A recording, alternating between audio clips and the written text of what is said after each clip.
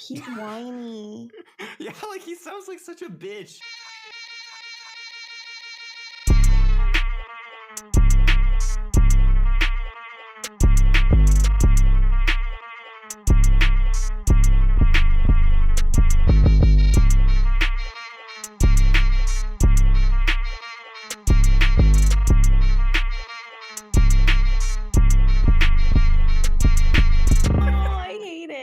Press start, but yeah, that's fair. I mean, I'm not on the thing this time. I'm trying to use DocuSign as we're going along here. So it's like okay. Fucking okay, so that was that thread about how there's like 6,000 employees at DocuSign, which is literally just a software that is used to sign PDFs. Like that's the only it's basically thing a scanner. the only fucking thing that it does. And I figured out what the other employees are doing, man. They're logging you out when you have spent more than 30 seconds inactive at the screen. Like your DocuSign automatically logs you out literally before any other website I've ever had. That's kind of ridiculous. And then, so here's the thing. When you log back in, it's not like you put in your username and your password. You have to put in your username and then your password and then confirm. So it's like a 3-step process to log back in instead of just like, like anything else. You just touch the little Apple password thing and it like puts everything in and you're good to go. I have to sit there fucking with the little Apple password for like 3 minutes. Not literally 3 minutes, but it's like over the last 2 days, I've probably lost 90 minutes to logging back into DocuSign over and over again. Yeah, I kind of feel like it's a weird website though. It's like, why? I mean, I understand that people trust it, I guess, but like, it's not really doing much. Like, it's not particularly secure or anything. I think the security comes from the fact that if you ever walk away from your computer for more than 10 seconds, it logs you out. So they know it's not a bot at least? Just so that they like nobody else is going to come up to my desk and sign my documents because I've been automatically logged out. It's the person who's going through the effort of doing it at the very least. Yeah. Like at that point, they deserve it because they're stepping in so quickly after I've left that it's like the number one thing on their mind, right? Yeah. It's just inconvenient enough. Yeah. Absolutely. I'm sitting here and I have to send everybody NDAs for this shit too, for so that they can like view the full files for something. Mm-hmm. So I'm just sending everybody NDAs, which is like hilarious also because like NDAs are a huge fucking meme, right? Like has anybody ever prosecuted anybody in the entire history of the human race for breaking an NDA? Didn't Trump do that to the Stormy Daniels or whatever her name is? That's actually funny. The only person to ever prosecute an NDA was Donald Trump, right? Yeah. Like I've never heard of a business doing it. I've never worked with a business who did it. They're always just sort of like, fuck, he broke our NDA. Yeah, normally with the business, they're just like, you're fired, if anything. Yeah. They don't really like prosecute. Well, a lot of the times they don't even like fire them. They're just like, fuck. Like, no, like, no. I really didn't want that information shared, dude. Like, that's why I had you sign the NDA. And they're like, fuck, I'm sorry, bro. Like, oh my God, dude. I just had to. Like, I was you like, don't understand. I was talking to this girl. I was drunk. Yeah, dude. Like, I was fucking like, this is how they get all the guys on, who is that like conservative guy who would go around just sending like bimbos to talk to like random tech workers? Oh, it was the Project Veritas. Yeah. And then they would be like, so like, okay, Mrs. like Aryan blonde woman, like I'm gonna tell you, like we're all like communists, and the thing is, we're like shadow banning everyone who's like right wing because like we're like communists, man, and it's like this communist cabal, and like we control everything, man. And she's like, oh my God, that's so cool. Do you want to tell me more? And like holds the microphone closer. Like it's just so fucking bad. You got to. This is actually, I don't want to give this person any hype, but someone we both know allegedly worked for Project Veritas to do this. Allegedly, they're also a big liar, and you hate them a lot. There's literally only 2 people that I hate a lot. So it's like you've really narrowed it down. I've narrowed it down for you. It's the one I had to apologize to you about because of in-person shenanigan. Allegedly, she worked for Project Veritas, and I doing that exact task of just being a bimbo who compromised people. And I was like, actually, this is a fitting role for you. I feel like I hope that you have a fulfilling career. I don't think that anything came of it, but Yeah, I'm going full no comment on anything surrounding any of this. They're a fine, great person. Anyway, so I just got back from Lisbon, Portugal, right? Which worst country in the world. So, dude, like, I didn't want to say, and this is the thing, like, just me as a person, everything either has to be the very fucking best or the very fucking worst, right? Like, that's how I relay stories to people, right? It either has to be like excitingly good or excitingly bad. And Portugal doesn't really fit into either one of those categories, but it's closer to the excitingly bad part. So that's how I'm going to be like, like that's how I'm going to be telling the story. So, I mean, I went down there for Urbit, which this is the thing. Like, I had a lot of fun. Like, me saying shit about Portugal is completely non-reflective on the Urbit Assembly convention. That was actually way sicker than I expected it. Like, I honestly the people there. The whole appeal is the people. Like, yeah, like I thought it was going to be a little bit like wacky, and honestly, like it was fucking cool, dude. There were like 97 different disparate groups from people that I've met like online, right? So there's like the online, like the dissident right. There was a bunch of weird anarcho people. There were some lefty like art people. I met people from like a ham radio forum that I was part of when I was like sub 15 years old, right? Like it was just a really bizarre conglomeration of people. There was the Curtis Yarvin Trap House. There was like all of this like art shit going on. There were fashion designers, coders, it's just a fun time, fun to meet people. And I spoke there. The reason that I went down was because I spoke. I gave a speech basically on like, Ramelia Black Ops, right? The secret viral marketing techniques and psyops of Ramelia. And I think it was the worst speech that I have ever given publicly. Like, I think it was worse than every speech I've given at a wedding, every speech that I've given at a conference, every speech that I've given for work. Like, I think that bar none, it was the worst I've ever spoken. Now, people who listened to it said that they thought that it was good or fine or great or whatever. But, you compare yourself to you. And I wanted to kill myself the whole speech. I got like, there was this thing where we did an audio check. Scorched Earth Policy was calling in with me beforehand. And we'd gotten the audio worked out. Then the second time when we came up there for game day, not just the test, we were setting everything up. And for whatever, hey, stop fucking eating my plant, dude. My cat is going nuts. I'm going to kill you, man. I should edit this out so we don't have me like death threatening my cat live on the podcast. I know, but we haven't had a cat. Since we got good mics, there's been no cat audio. I know, we got the good. cat rejection mics. I'm not actually going to kill my cat, guys. The people have been wondering about your cat, so... My cat's singular, your singular cat now. Shockingly great now. He's been thriving beyond anything that I reasonably thought was possible. But where was I going? So anyway, so the speech was like, we started off and there was a little audio visualizer that I could see when Scorched was talking so that I could like stop talking so that there wouldn't be weird like incidents with us talking over each other, like a flawless handoff. What happened though was that his visualizer was going off, but you couldn't hear the audio. So I would start talking and he would come in and butt in with something and it would show the visualizer going. And so I would stop talking and then there would be no audio. And then the audio people would like make some hand when people from like a division or a department that you've never interacted with make those like very field specific hand motions at you. And that they're like practiced and they mean something to someone, but you have no fucking idea what they're saying to you. It might as well be like fucking sign language. So, I was like looking at whatever they were saying and I was assuming it was like stop, I guess. So I would stop and then after a while it would become clear that like, okay, his audio is not coming through. And then I would keep going. So it was this weird thing where I was like stop starting every like 20 seconds for the first like 10 minutes. And that tilted the living shit out of me, dude. Oh yeah, once you're tilted on stage, it's over. Yeah, and like I guess it was fine. But it was like I had a list of like a list of a lot of things that I wanted to talk about and stories that I wanted to tell. And like the way that we went through it was like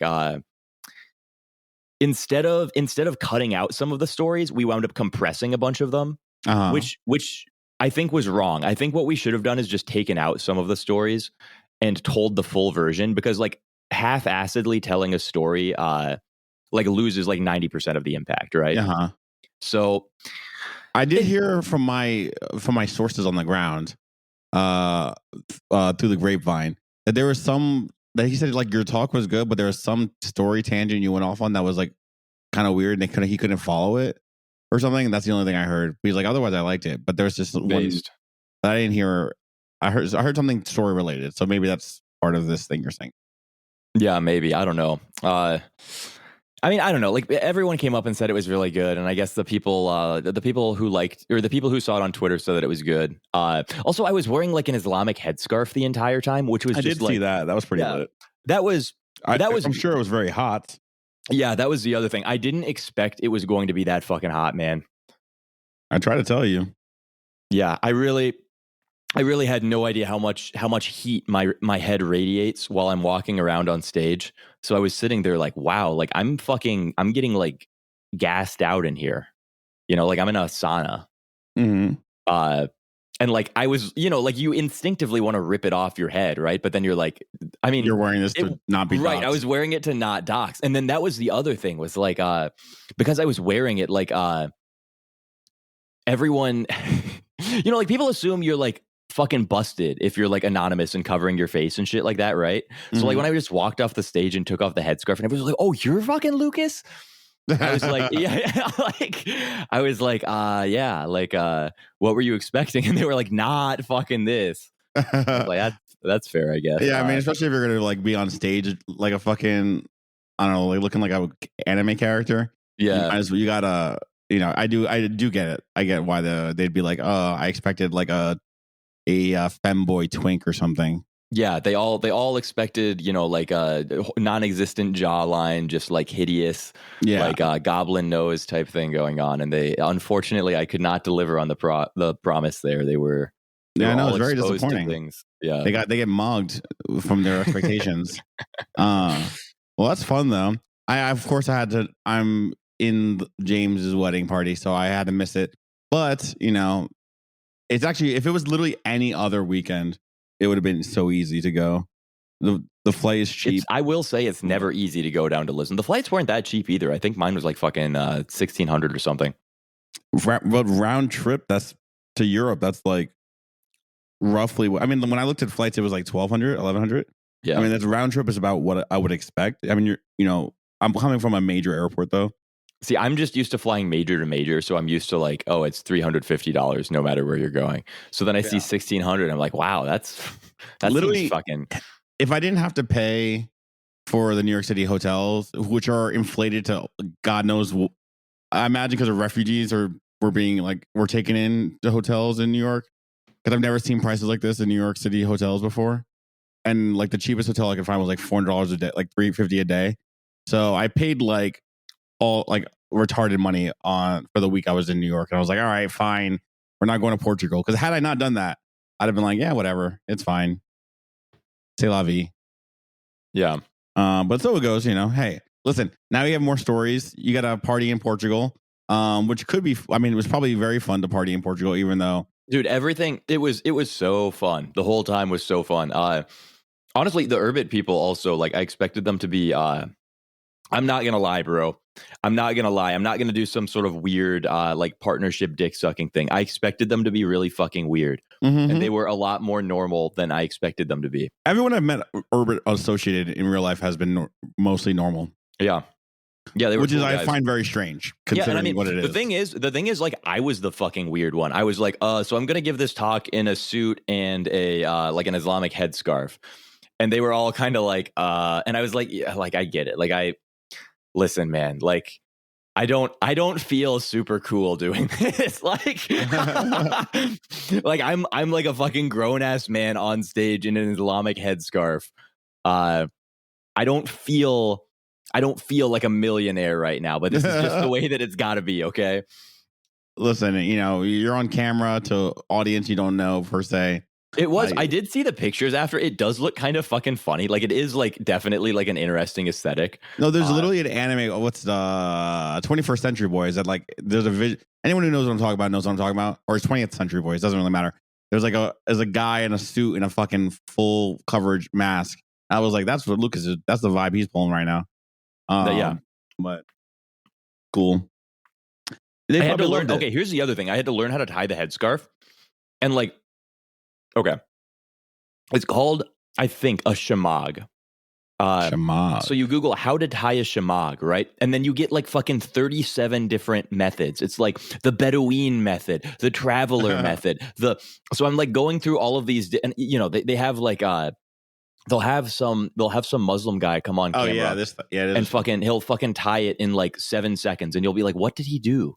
You know, it's like when you're like a 4-year-old and you watch your dad tie his tie for the first time, and it's just like magically this knot appears out of nowhere. Yeah. So I was watching all of these videos and like trying to slow them down frame by frame to figure out like which one I was going to use for the talk. And I like tried searching for shit like terrorist method, like stuff like that. And like you eventually just think like, you know, I like the terrorist method. Why would that be a superior method? You think it would be more battle tested? Like, well, no, it was just like that was the full coverage way, right? Like a lot of these ways like show half your face or something. And I was like, I'm fine with eyes, but not. Yeah, like I don't want to make it like super obvious when I'm on stage because like, you know, like I don't really at this point, like I don't really give a shit if I'm doxxed. Like I am doxxed. Like and like creep shots, they're not like great, I guess, but it's like they're out there. But it's very different to have like a creep shot of you and be like, oh, this guy is Lukas, than it is to have like you're on a stage. Yeah. It says Remelia Corporation in the background, Lukas Fisher speaking, and it's you, right? Like one of those is like the docs, like it contains all of like the information within the picture itself, and the other one is like explicitly like right on top of it. Yeah. I completely. I mean, like I definitely understand. Like, I mean, I probably wouldn't on stage because I was thinking of doing like consensus talk. I did say the next time I'm talking at one of these things, I'm just not bothering with it. Like, I don't give enough of a shit. And like, frankly, being slightly warm for 45 minutes while talking just wasn't worth it. Yeah. Like, it was like, fuck, like doxing. Oh, you can never take it back. Dude, I was warm. I was really warm, man. Like, you know, like, I don't know. Maybe you don't think that's that big of a deal, but like it was to me. I was there. I was fucking warm. So like, I'm just going to dox the next time. And like, again, it doesn't fucking matter. Like, doxing will be a positive for the Lukas brand. It's just that like I don't really want to fucking like it creatively corrals you. That's the main thing, right? Like if people think that I'm anything from like a fat balding 60-year-old to like a 19-year-old ginger twink, that gives me the freedom to like post whatever the fuck I want. But we're also kind of getting away from the point where like the Lukas account is like a central part of my life. It's just sort of this weird like side thing that I occasionally do while hopping from one thing to the other. Mm-hmm. We have to pass the torch off to other posters at this point. I mean, it's still kind of there. I mean, like it goes through ebbs and flows. Like, I mean, like I don't want to say like my posting account's the central part of my life, but when the other things stop, like if like the things that are like more substantive, if they start to like dry up, then I'm like, all right, I guess we're back here, you know? And also certainly helps with like podcast or whatever, you know, though it's just a lot. But, you know, we're about to enter the new era, the 2024 era of the podcast. So, you know, sky's the limit. You never know. Maybe the Lukas account becomes far more important again. Yeah. I don't know. We all got shadow banned. Me and so I was going around everywhere in Lisbon. This was super funny. On like day 2 or 3, I met up with Sila _. I don't know how to pronounce his name. Sila. So we had a great time. You know, love at first sight type situation. We were both a little hesitant to meet each other because we were like, is this guy gonna be like a weird fucking freak? Like, am I gonna have to like guard him from my social circles or stuff like that? It was totally fine. We wound up just like we decided very early on, like actually, so this was another fun thing. You know how normally if you get kicked out of a hotel, it'll like if you get a hotel booking, it'll say like you're in from like the night of whenever you're booked for, right? So if you have a booking for like the 27th, it'll be like night of the 27th, and then you get kicked out like 11 on the 28th, right? Mm-hmm. But someone says you have the hotel for the 27th. Mm-hmm. So my hotel, I was told that I had it from the 27th to the 30th. I actually had it from the 27th to the 29th. So I got kicked out by surprise when I was like turbo fucked up. Just like during the day. Yeah. Like I just fell asleep like 2 hours before we came back from partying. And then I get the knock at the door and they're like, sir, you're like an hour late for checkout. And I was like, oh, fuck me. So I had to pack like 3 suits and shit into my bags and like run out onto the street. And I called up Sayla and I was like, hey, bro, so like, where are you staying at? And he was like, I'm staying at somewhere that appears the Curtis Yarvin Trap House was funny, actually. Basically, they had like 20 people or something in this Airbnb. And they kept getting noise complainted because, again, Portugal, for those of you who didn't see any of my posts about this, Portugal is like the most noise complaining country in the entire universe. And I don't know if it's because like they just like it quiet or if it's because they hate English, but they noise complained fucking everything. So this other place he was at had this security guard who was coming up and literally like every 15 minutes being like, I'm going to call the policia. Like, you are too loud. You're too loud. And the Airbnb is just spamming everyone with these noise complaints and stuff. And it's like, there's nothing you can do, right? Like it's 2 a.m. There's a lot of like energy substances in these people. This is the other fucking thing is cocaine is decriminalized in Portugal, right? Yeah, everything is decriminalized. So like, I guess I can just say it. Like they're all fucking coked out of their mind. It's 2 a.m. and you're gonna like try and tell them that they have to be quiet. Like it just isn't going to happen. Like maybe you'll get like 90% or even 95% of them to be quiet, but like you're not gonna get all of them. Yeah, you can't get everyone to be quiet. It's fucking impossible. So they kept getting this, and she was some like 50-year-old.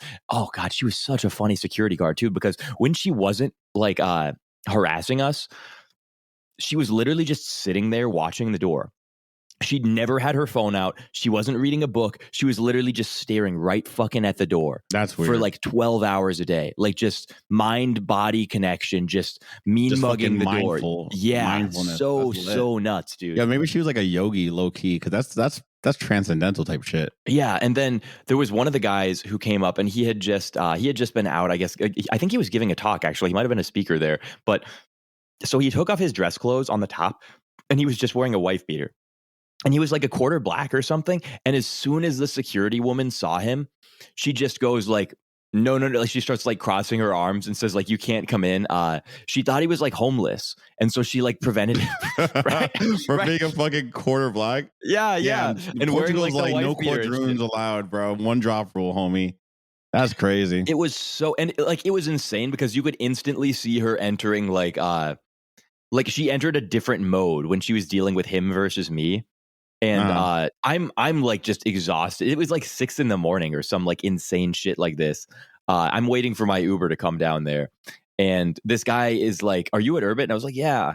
And I like walk over. I like give him my card that I'd been handing out. I had the cards became it was pretty cool. The cards became a meme because I went around and like I was like, I can either like mindfully remember everyone I gave a card, or I can come around and every time I see any group of people, I can force all of them to take a card.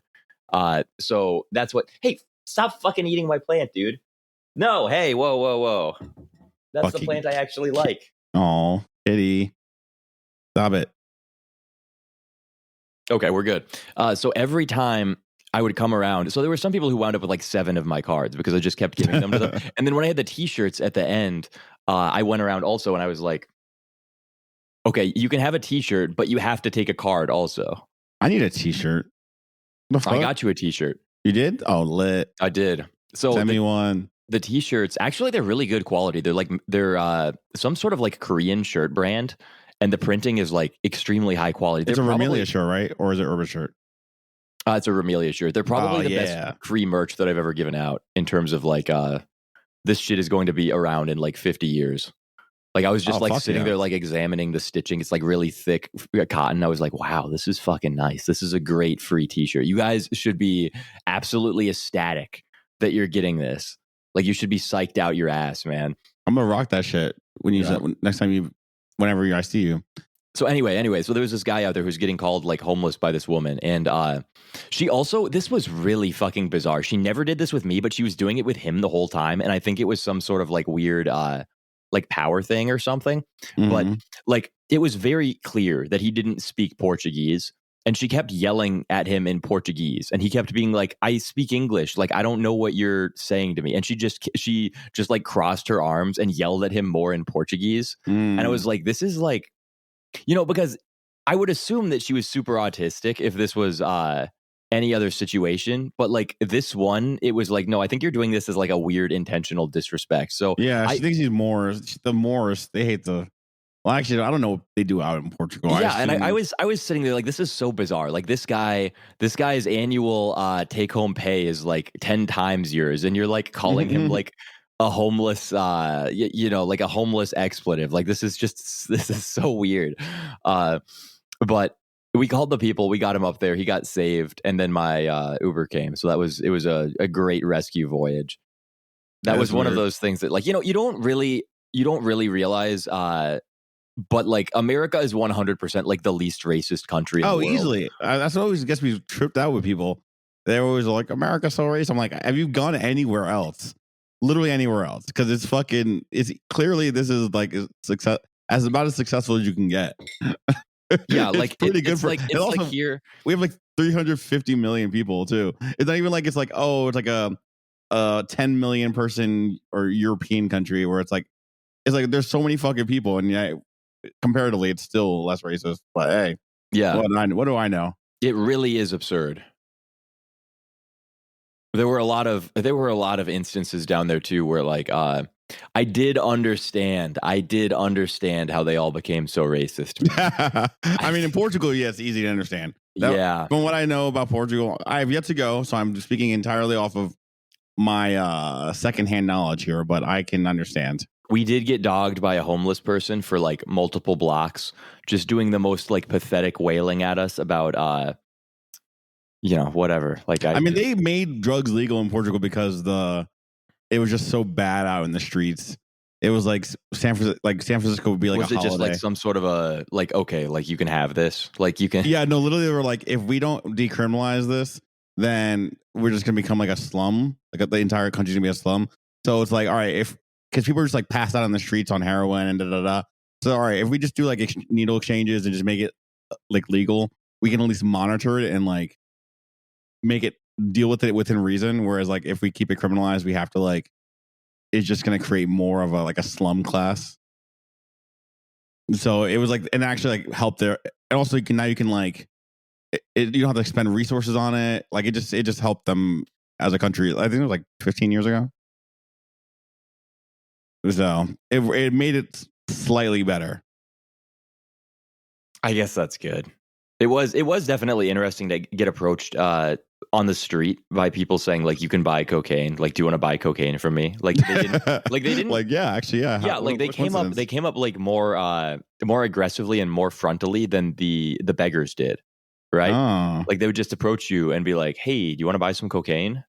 Like very Westerners like, in Portugal. voice. Yeah.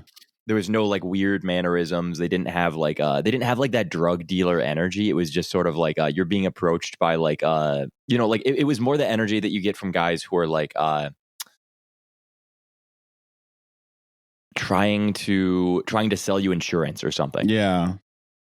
Really that's how New York weird. City is nowadays with like weed and shrooms and shit. Oh, when you walk down the street, there's like, hey, you want this?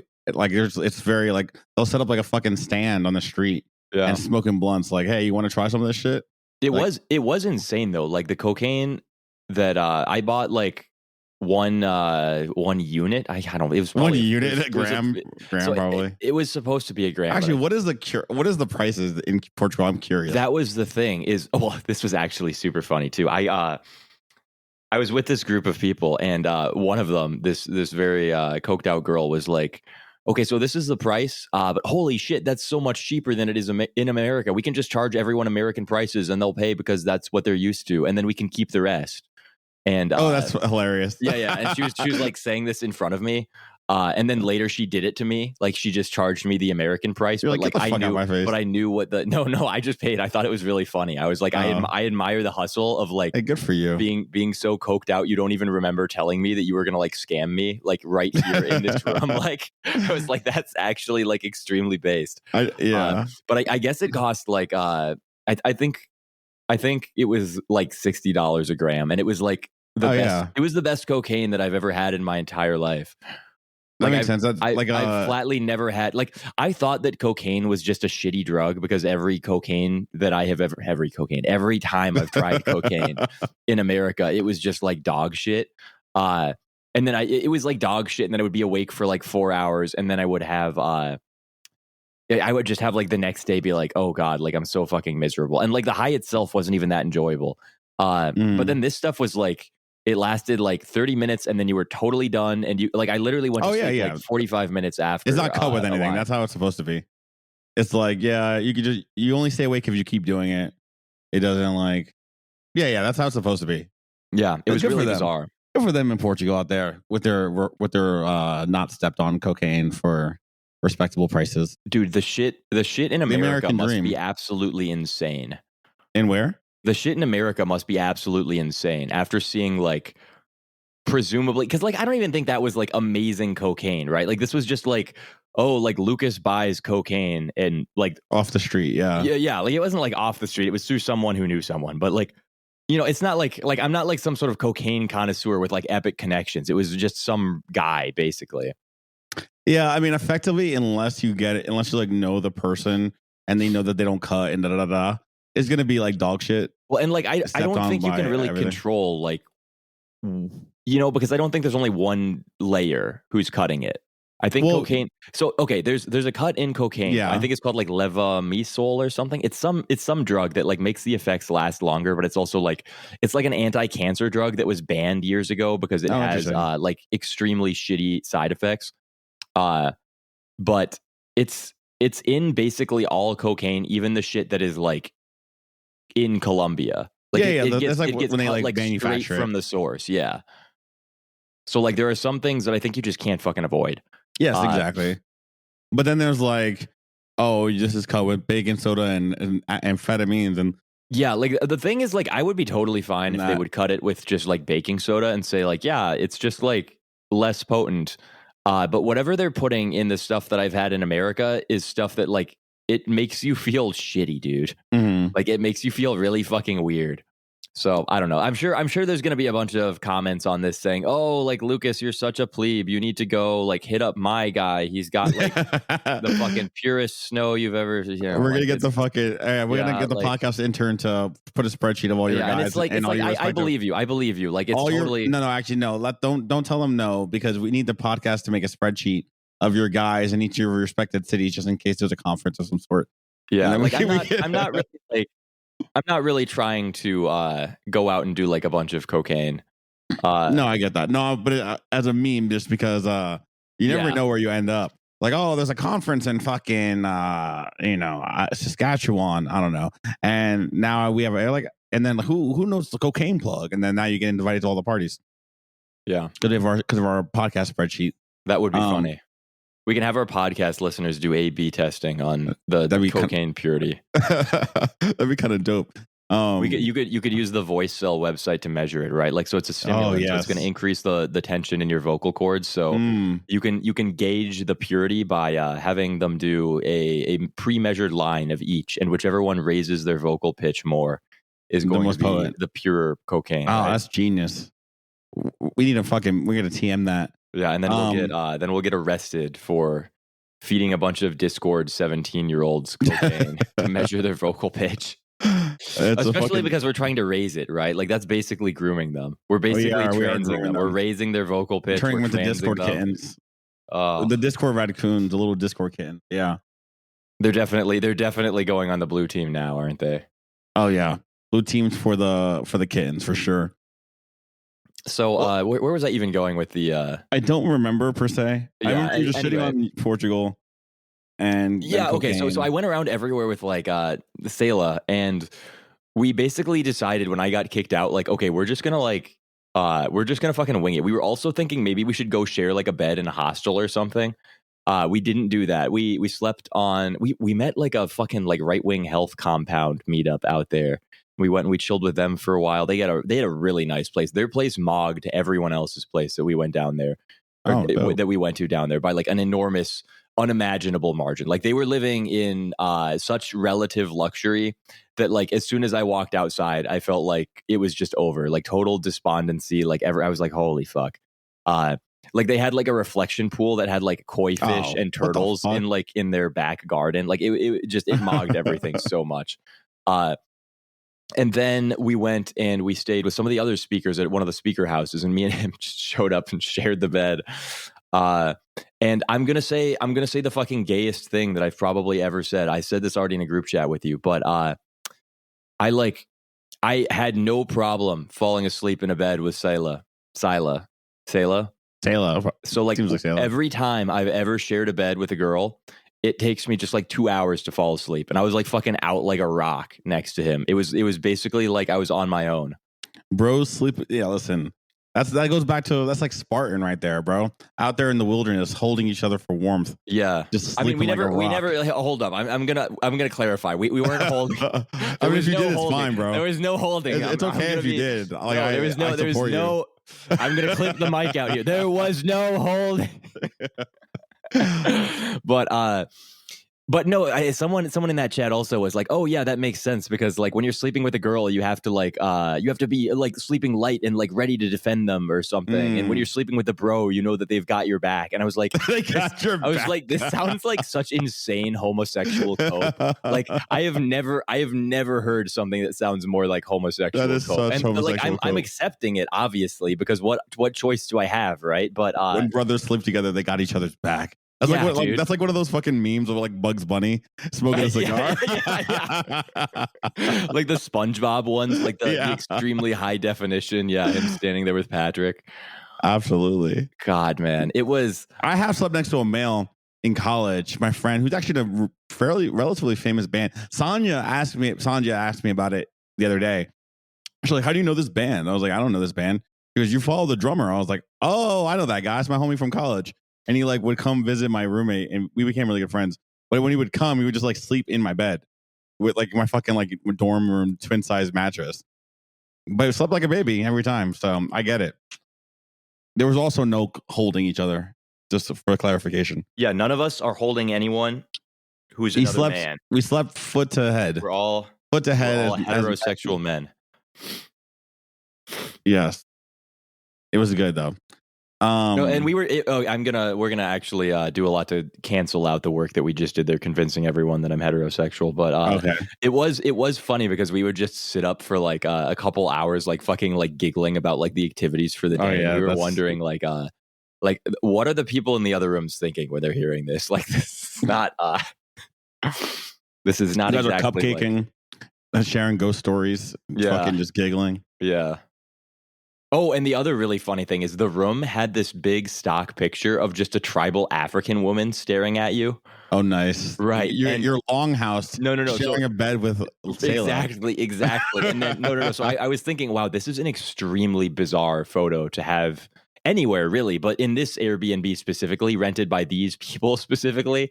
So then I'm going around to the other rooms, and I walk into someone else's room to talk to him later, and there's the same fucking tribal African photo. So somebody got like presumably like a bulk order of these tribal African women photos and put them in like and it's like of all the stock Airbnb decorations.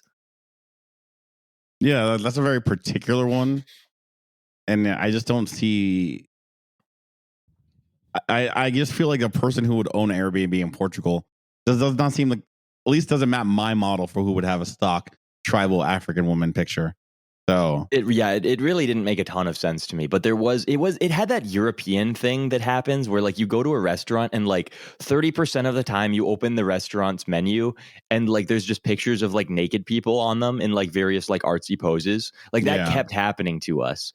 And Europeans. Yeah. And you're like, it's like something's going on in Europe. I don't really know what the fuck it is, but there's just all these naked people always on shit. And it's like art, I guess, that's my cope for them.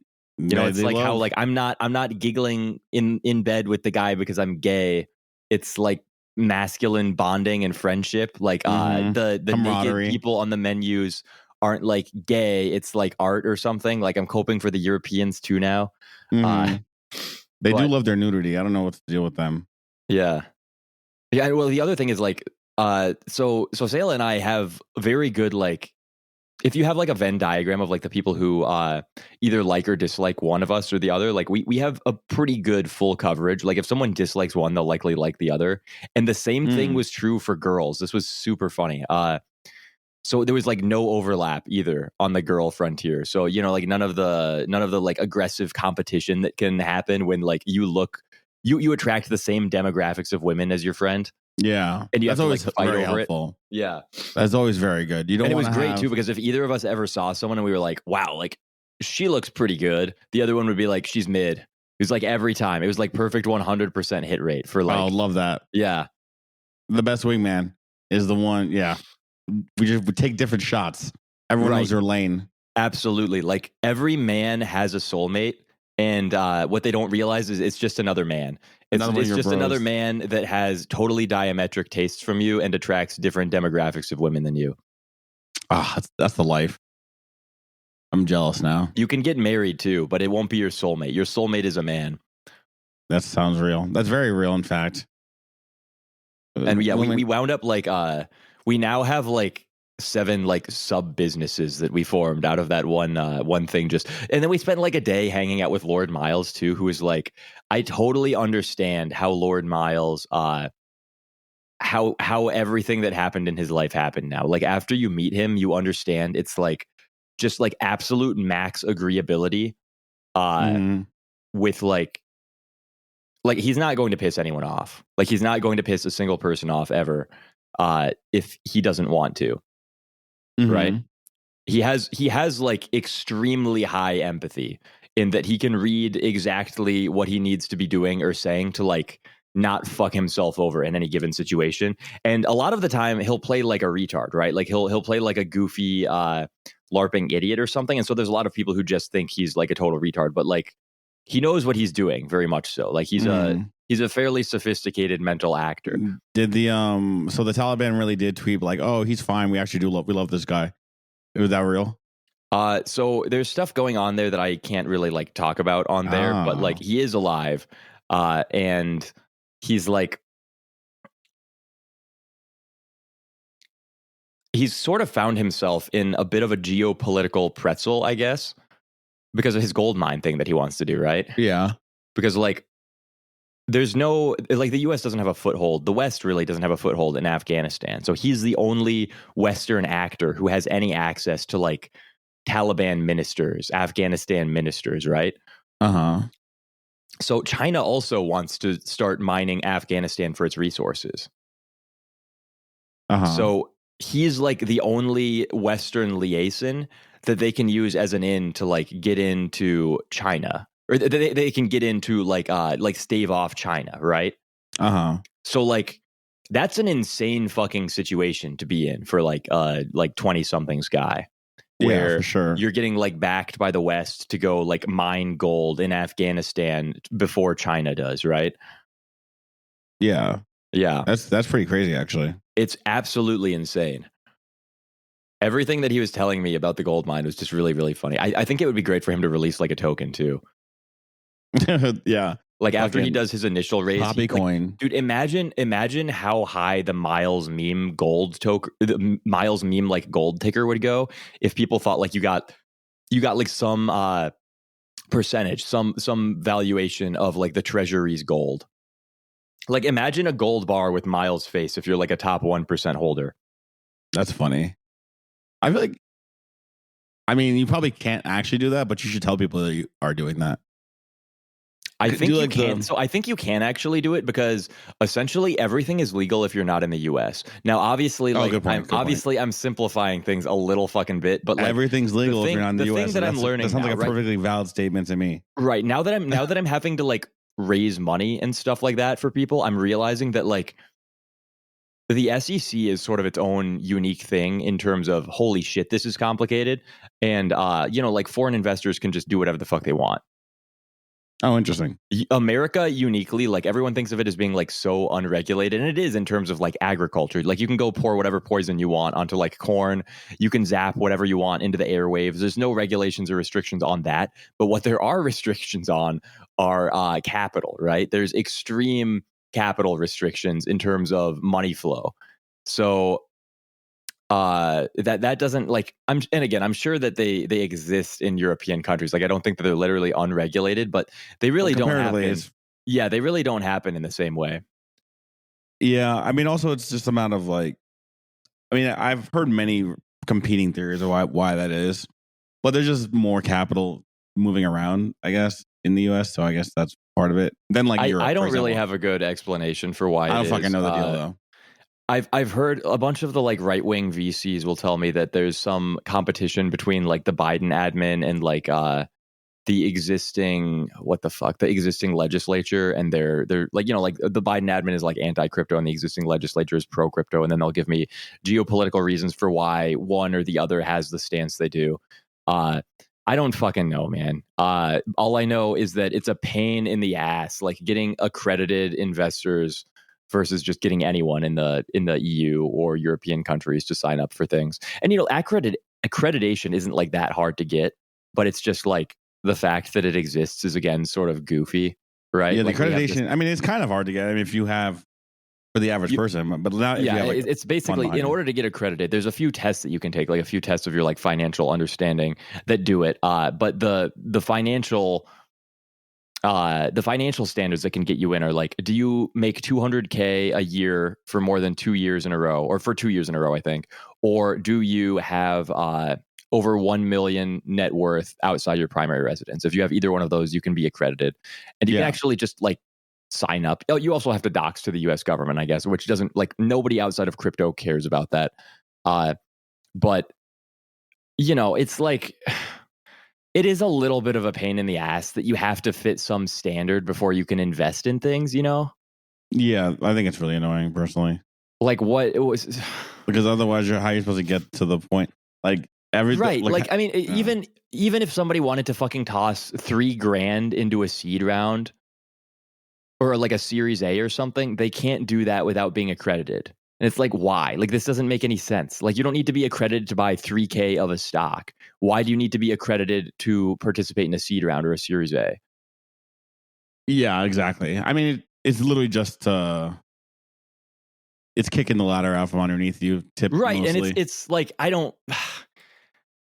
I guess in theory, it's because one of these is higher risk than the other or something like that, right? But the other thing is that the high risk plays are the ones that actually have high rewards. So it effectively feels higher like risk.